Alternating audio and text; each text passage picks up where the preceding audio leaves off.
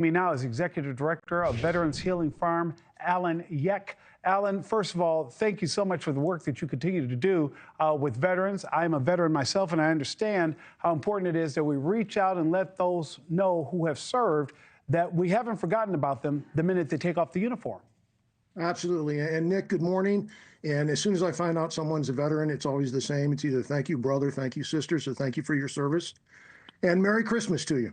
Same to you. Alan, break it down for us. Let's start with Helene's impact on Western North Carolina and Veterans Healing Farm. How have things been for you and the operation in that aftermath? It was, we moved into our new forever home. So we purchased this home and actually moved in 10 days before Helene hit. And we had not started unpacking our pods into our new home yet when Hurricane Helene hit. So what I had laid out as phase 1, phase 2, phase 3, interior, exterior, you know, the best laid plans of mice and men out the window. And at that time, our focus was how can we help our community? And there's places of complete devastation in Bat Cave, in Swannanoa, just completely gone. And yet people are still there and trying to survive. And so we were doing runs to Charlotte, picking up food and supplies, picking up camp showers, anything that we could help, and running them back to different distribution centers or directly driving them to veterans' homes.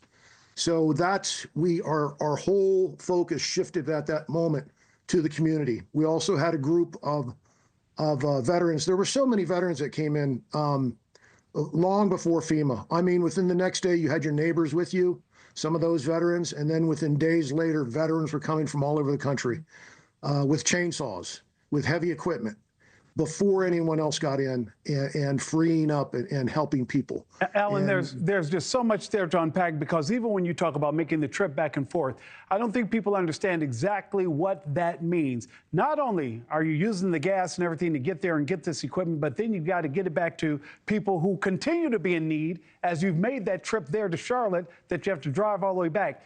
All of that requires volunteers. All of that requires donations. All of that is a further strain when you hadn't even gotten yourself set up yet. Absolutely. The coordination was tremendous. We were on our phones constantly. And the thing about you, like what you mentioned about going to Charlotte, there was no gasoline available in this area either. So when you went to Charlotte, you had to make sure if you had half a tank, you had to top off. It was just how it was for everything. And then there was in Asheville for several weeks, no water, no drinkable water. So, okay, well, how are we addressing this? And we're bringing skivvies, underwear to people. We're bringing soap. We're bringing buckets so they can fill up from the creek to bathe. It was really a humbling experience to be able to help.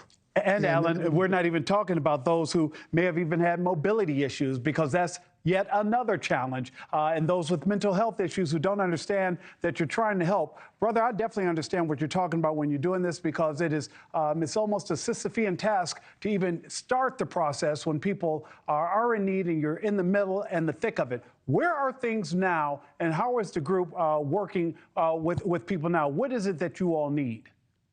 Well, we've, one of the big things for us is while at the new farm itself, we lost a couple trees, and no major damage. So we came out very fortunate. But what it also has done is wiped out our donor base. So there's not a direction that I can look where someone doesn't need help, and that still includes us. So we're trying to reach out beyond Western North Carolina, which would have been our normal folks to support us, throughout the country, the combined federal campaign.